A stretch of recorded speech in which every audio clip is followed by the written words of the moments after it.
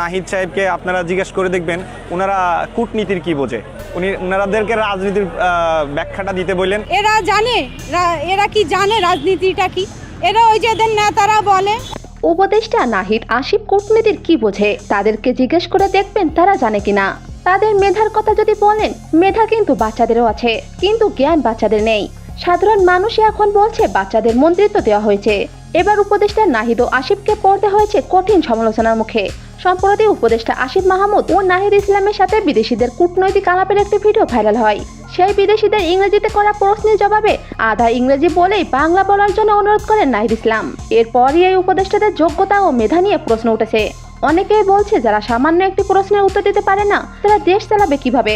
25 বছরের ছেলে মেয়েদের নেতৃত্বে বাংলাদেশের রাজনীতি হবে, রাষ্ট্র পরিচালনা হবে, তো ফাজলামি ব্যাপার। যাদের জীবনে কোনো অভিজ্ঞতা নাই, জীবনে 2 টাকার কাজ করে নাই। ঢাকা বিশ্ববিদ্যালয়ের একটি মেধাবীকে দিয়ে সাকিবের মতো ক্রিকেট খেলানো যাবে না, যে যেখানে যোগ্য তাকে সেখানেই বসাতে হবে। তারা আরো বলেন 16 বছরে আওয়ামী লীগ অনেক ভুল করেছে, কিন্তু তাদের সফলতার কথাগুলো কেউ বলে না। তারা সাবমেরিন কিনেছে, তারা স্যাটেলাইট তৈরি করেছে, যা আগের সরকার কখনো করতে পারেনি। তবে নতুন সরকার গঠনের পর উন্নতি কোথায় হয়েছে জানি না, কিন্তু গণহারে গ্রেপ্তার ও পদত্যাগের ঝড় বইয়ে দিয়েছে।